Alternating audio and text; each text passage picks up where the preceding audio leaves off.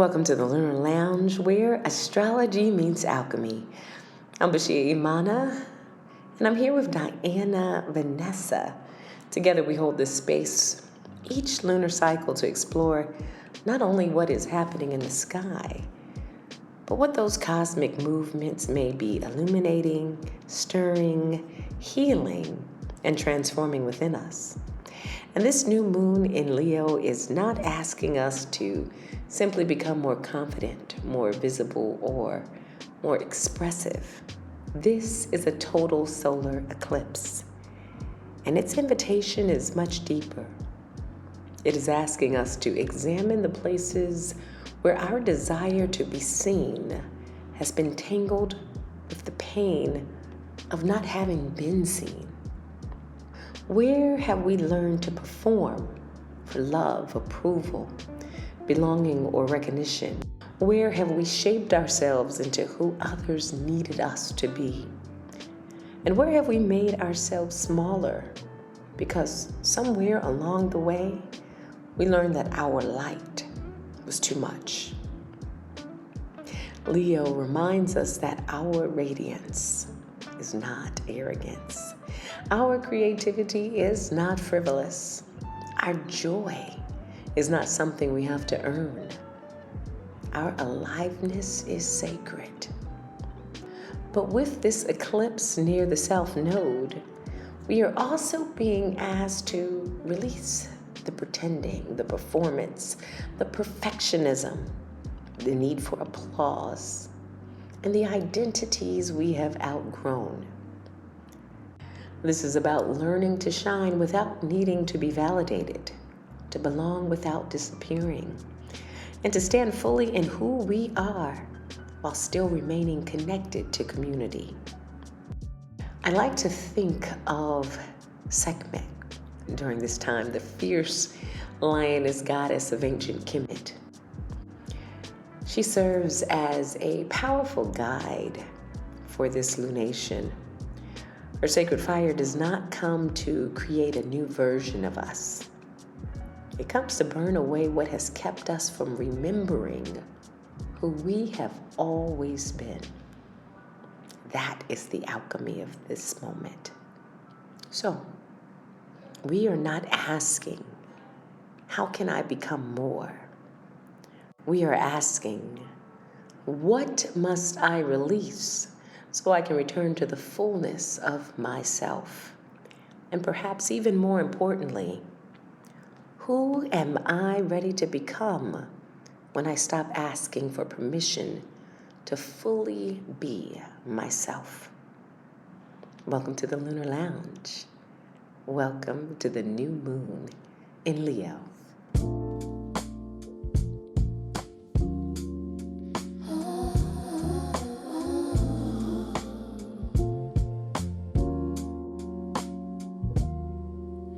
Welcome to the Lunar Lounge, where the night slows down for you.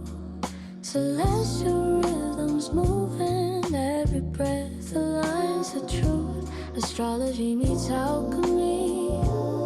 Stars whisper what to do. Come sit beneath the moonlight, let the magic carry you. Aligning with the stars, aligning with the stars, the moon magic. All right, beautiful people, and welcome back. Please go ahead and like, subscribe, share this, and go ahead and hit that notification button so that you know when the next Lunar Lounge podcast is happening. I want to apologize a little bit for the background noise that you may be hearing and the huge echo. I am in a room that has quite a bit of an echo. But we're about to go into the live space, so that is going to disappear. And so without further ado, let's go ahead and let this moon magic happen.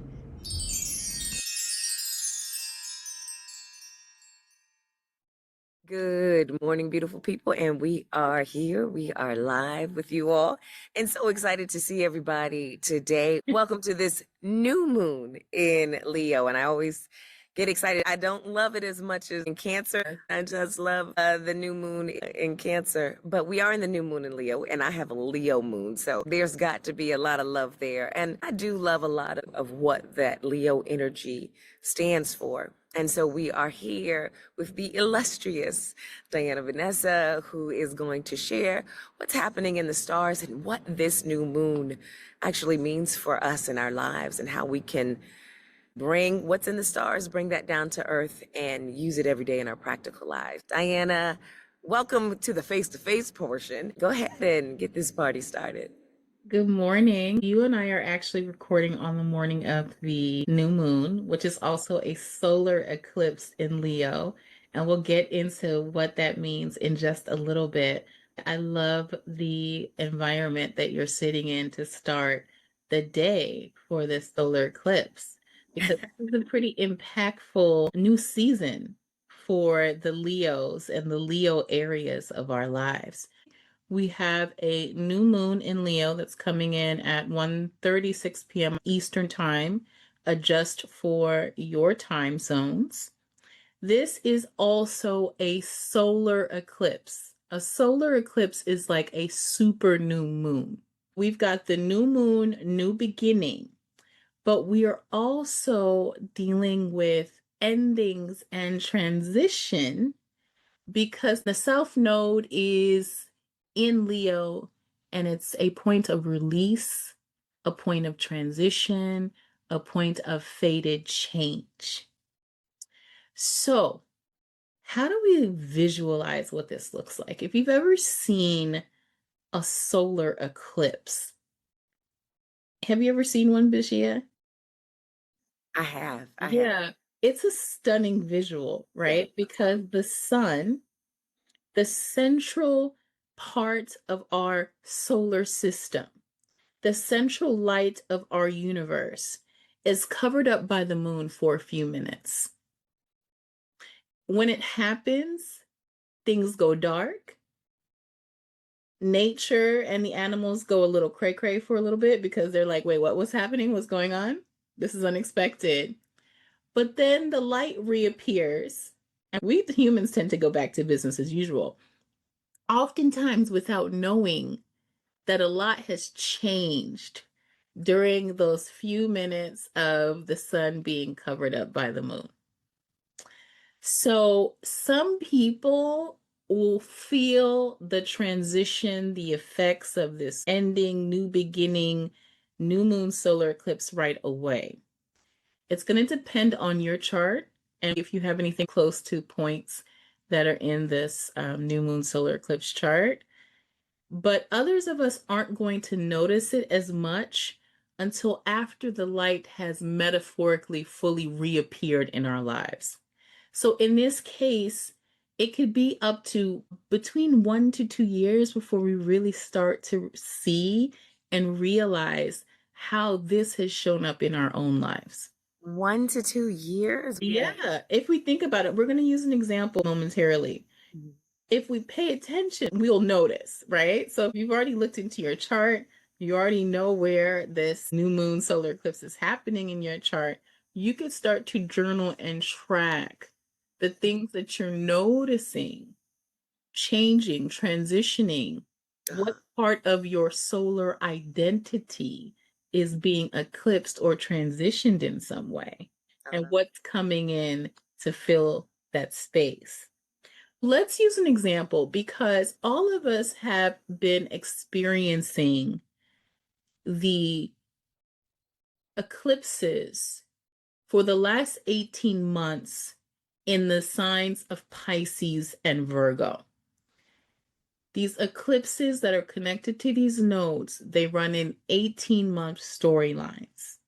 And that's part of the reason I said we may not fully realize what's really transitioned for about 1 to 2 years, because that's around the time when we start to see the people, places, and things and notice how our lives have started to change.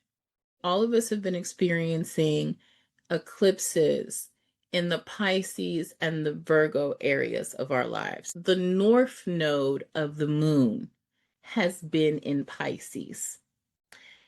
The north node The point where the North Node is said to represent what we're striving towards, what we're trying to consume. It's literally like what we want more of, what we're actively going after.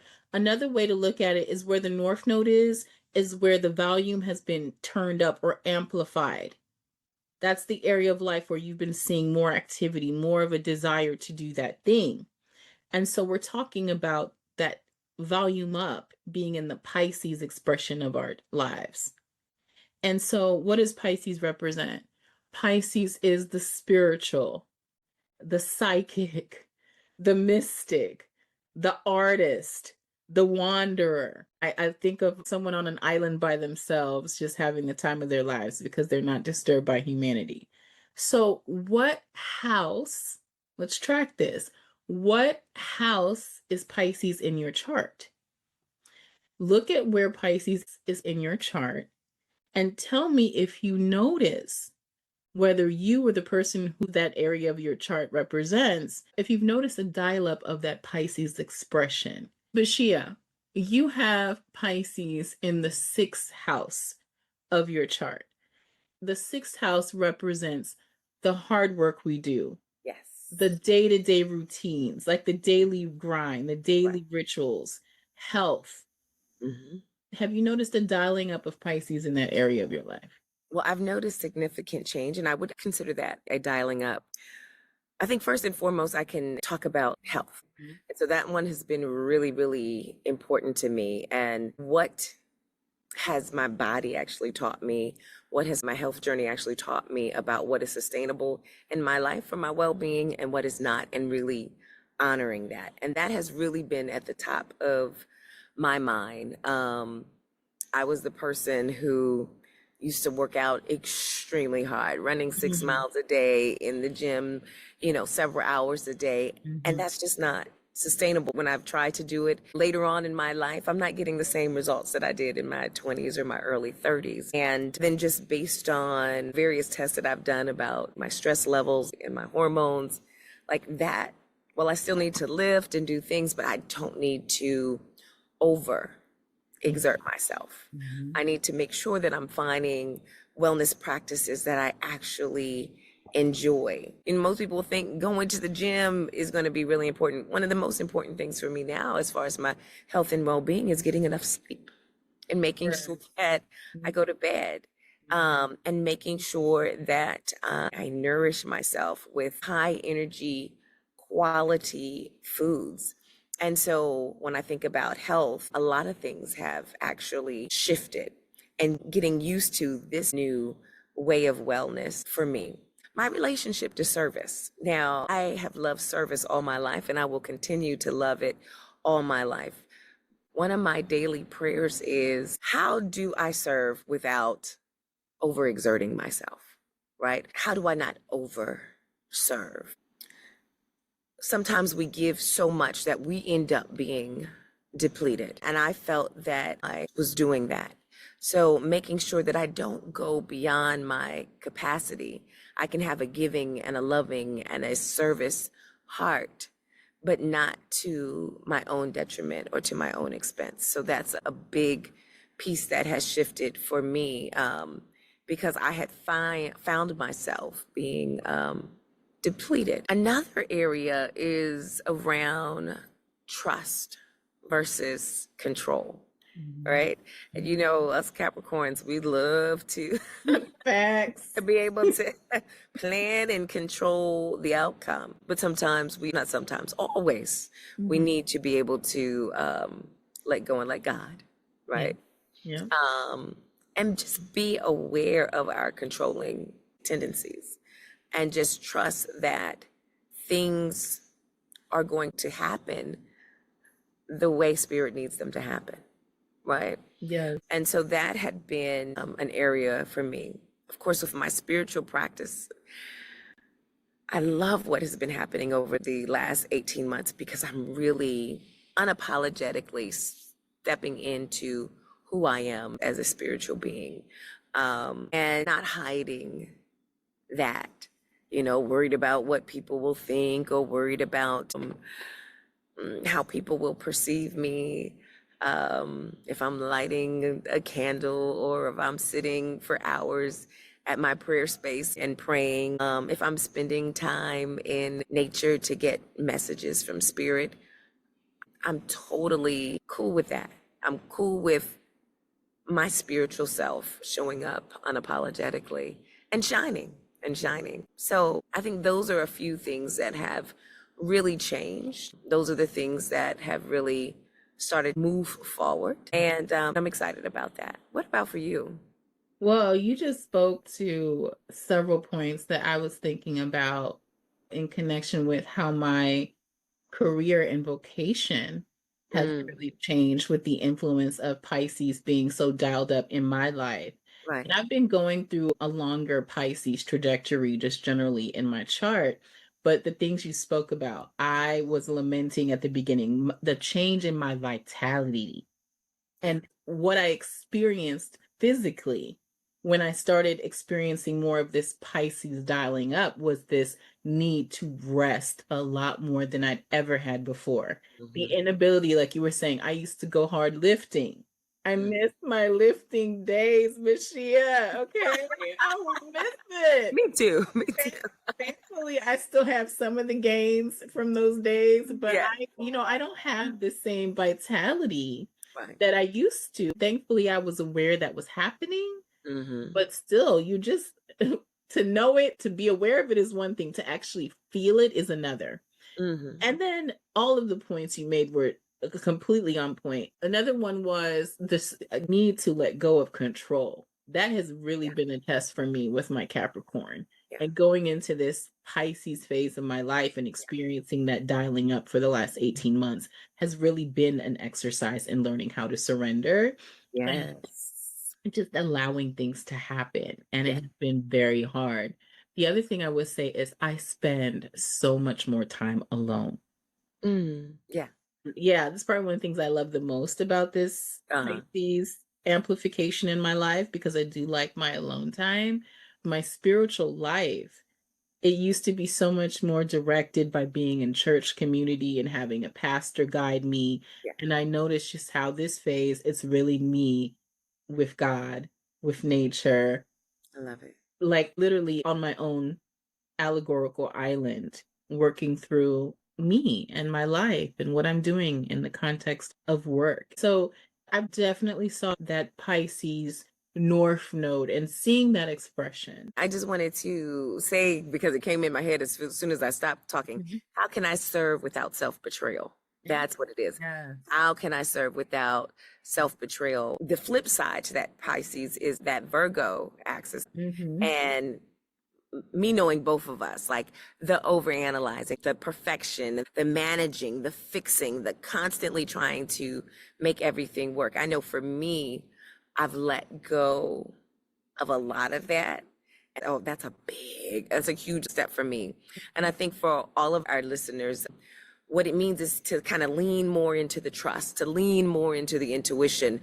You use the word surrender, right? Yeah. The Yeah. spiritual receptivity, right? Mhm. Having more compassion and allowing things to just unfold without forcing them, right? Yes. Leaning into the Pisces versus that Virgo style of control. Yes, that is a wonderful way to describe it. The south node of the moon has been in Virgo for this 18 months, and I've Mhm. been noticing the opposite, like you said, the releasing, the sort of the turning down. I Mhm. have had to fight things like not correcting, not over perfecting, and not getting into analysis paralysis so much that I don't get things done. Mhm.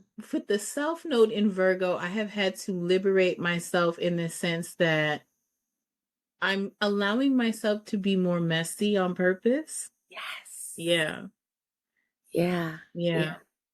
So, what purpose do these eclipses serve? Yes. Yeah, we get that they're faded, right? When they're faded, it means there isn't a lot of manifestation that we can actively do during this time that these eclipses are active.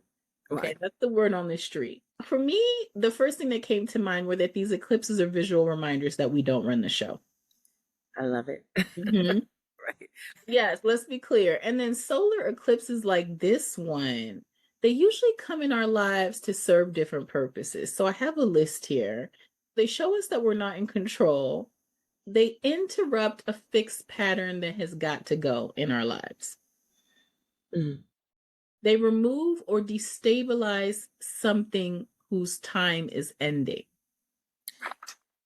They accelerate a storyline. They create a threshold, like it's like a before the eclipse moment versus after the eclipse. Like the identity was this before and now it's something else after, when we think about this Leo messaging. And then the one in particular that I'm already noticing, these eclipses can serve to redistribute power, attention, or visibility. Okay. Yeah. And what new chapter is trying to emerge? Yeah. Right. Yeah. Absolutely. So what is this eclipse in Leo about then? Let's find out. And to find out, start paying attention. Journal what's coming up for you. Find out where you have Leo in your chart. So let's get into the chart. All right, so we've got a new moon, which is also a solar eclipse here. So we've got the sun here and the moon here at 20 degrees of the zodiac sign of Leo. What's also important to note here is that this south node, the point that we've been referring to as a point of release, liberation, mastery, is also here in Leo. We've got a stacked Leo lineup in this new moon solar eclipse chart. So we've got the new moon beginning. We've also got an ending because the south node is here to transition away the old parts of our identity that are no longer useful to us. And the esoteric imagery associated with this zone of Leo, so 20 degrees and up. According to astrologer Austin Coppock in his book 36 Faces, this zone of Leo, the storyline behind this zone is referred to as the banner. And the messaging that I was getting when I was reading this and thinking about what I've seen showing up already is that this eclipse is about defending something, having to fight for your rightfully earned spotlight or authority, having to defend a throne or a position or a principle. This is important because this zone of Leo gives you the heart and the strength to really persevere over what it is you're fighting, so long as you're doing it behind a principle like justice, fairness, or love. So there's a power to be victorious through a strong heart. Every time we've talked about Leo, we've been talking about the strength of the heart in Leo. But it's through struggle, competition, and having to battle internal forces, likely the self-critic or doubt or fear within ourselves, and also having to battle external forces.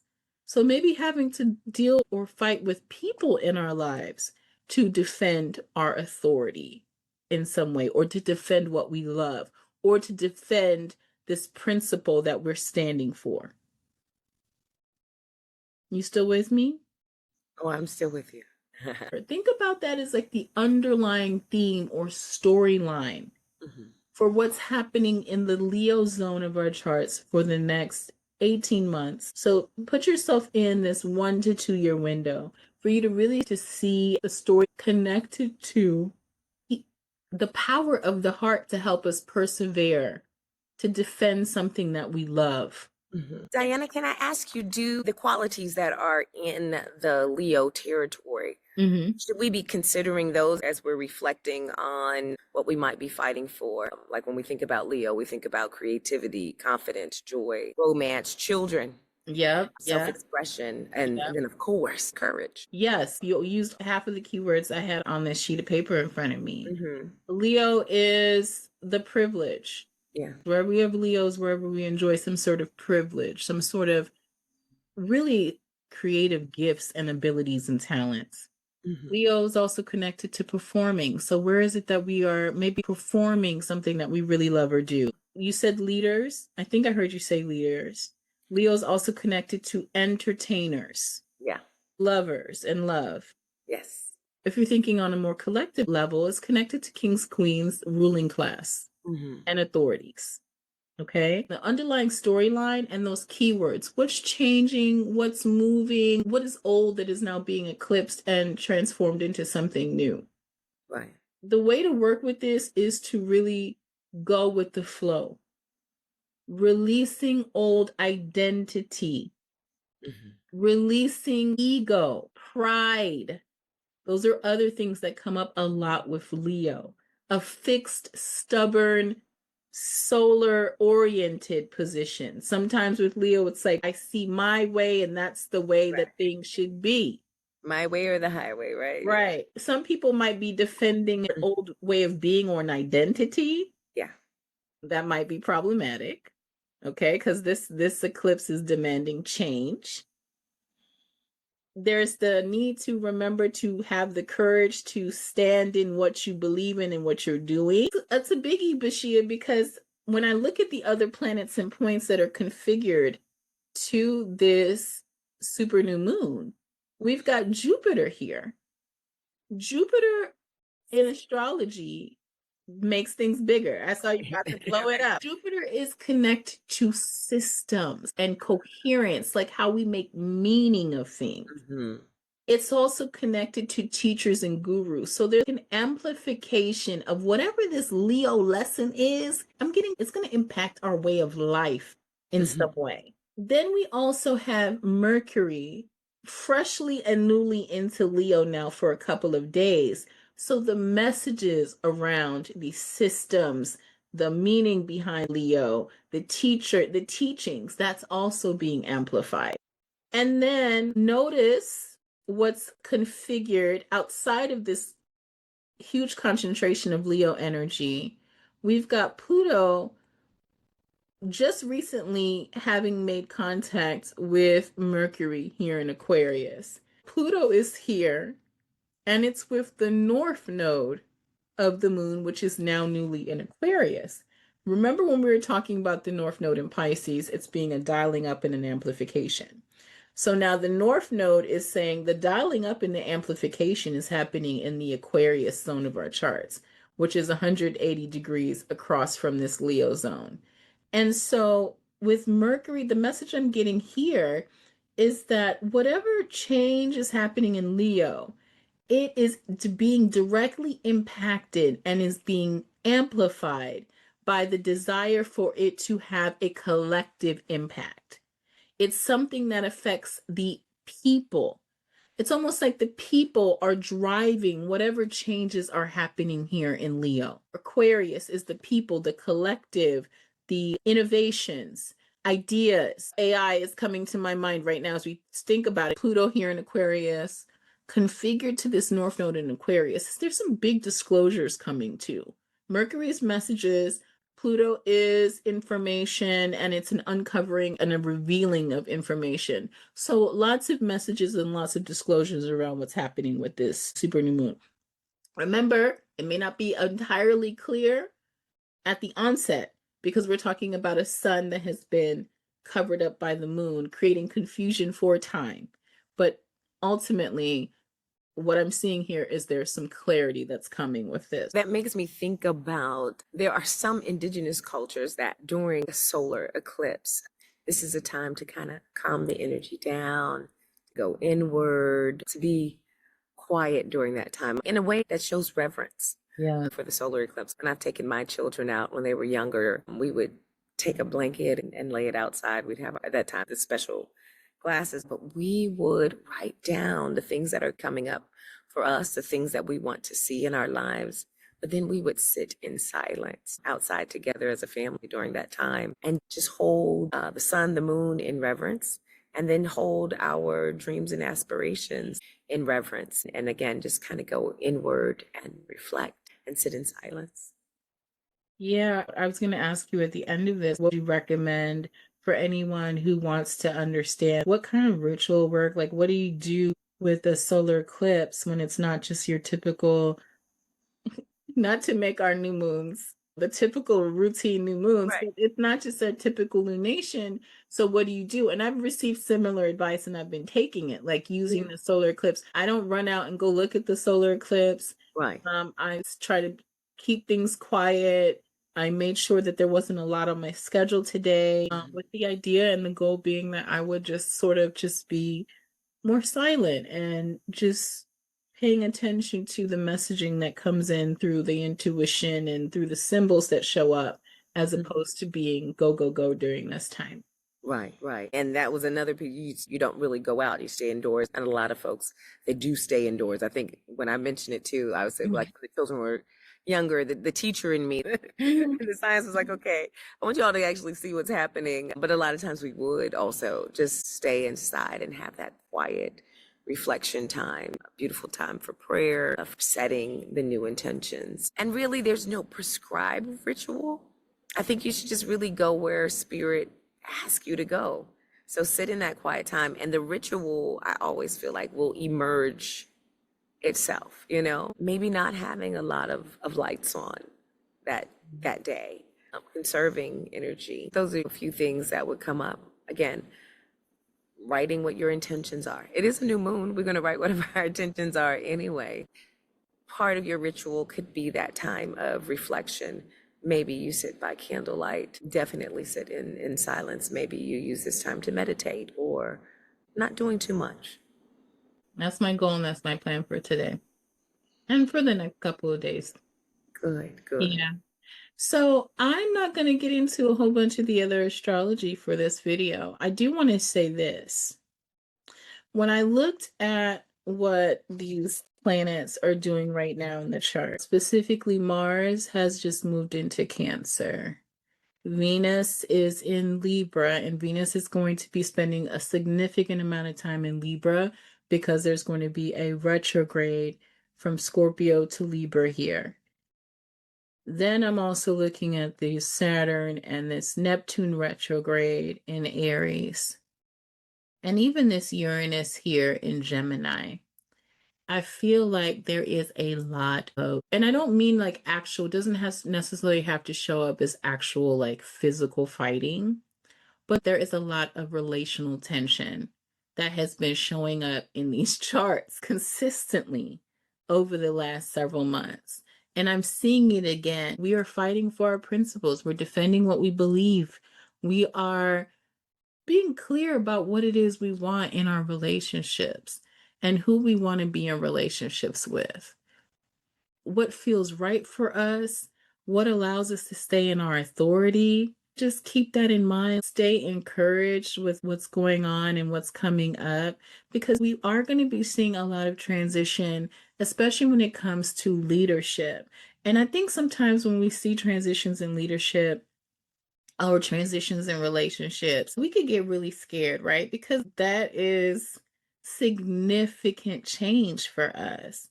But what I'm hearing is that we need to realize that our heart is our biggest muscle right now.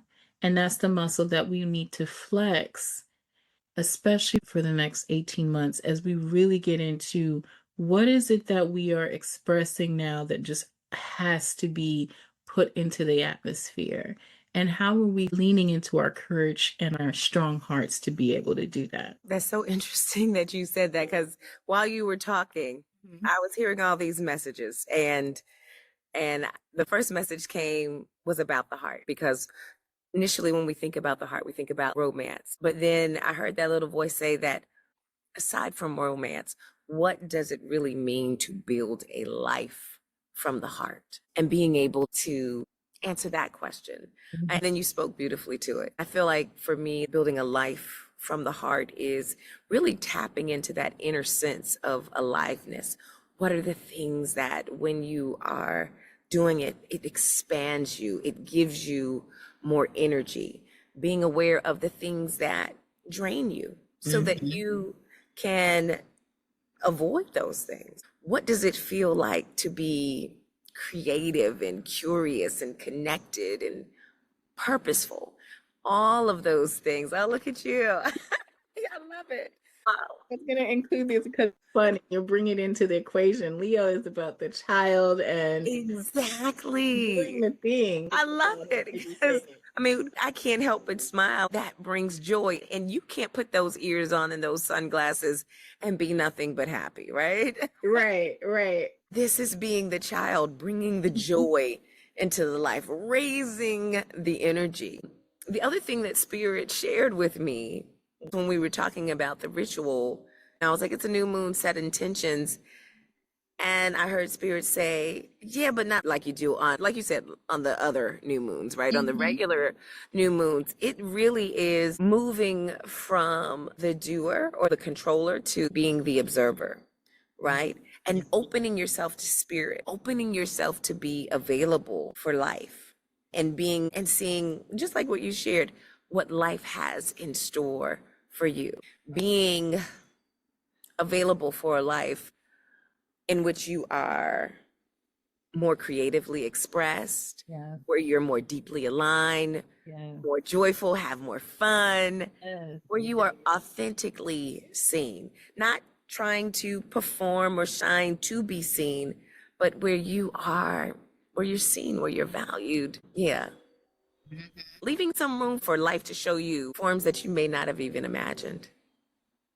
Allowing life to do its thing in a beautiful way in your life. So, Diana, we've had an incredible new moon talk today, and I'm hoping that all of our listeners, we're hoping that you're really enjoying this and you're going to move in alignment with this new moon phase. One of the things that I enjoy best or most each month is being able to sit with Diana and get a reading. It has really changed my life over the past 2 years. I'm moving in alignment. She's kind of like a life coach, astrologer. And so, Diana, if folks want to get in touch with you, how can they do that? So if you want to get in touch with me, and I recommend that you do, because this is really impactful, especially if you have anything going on in the Leo or the Aquarius axis of your chart, please reach out to me to book a 15-minute discovery call where we'll take a look at how this solar eclipse is showing up in your chart and what to look out for. And sign up on my website at dianavanessa.com to subscribe to my newsletter, where I'll be sharing some information with my readers about the solar eclipse. Wonderful. And to get in touch with me, Bashea Imana at the Umoya Well, I also do a monthly new moon newsletter. And so I'm putting that out today. It's not too late to get that. We'll have a link to the new moon workbook in the description. You can also get in touch with me by reaching me by email at iam@theumoyawell.com. You can find me on social media, Instagram, Threads, Facebook, at the Umoya Well. So we look forward to seeing you in some of these other areas or these other places. Excellent. All right. All right, beautiful people.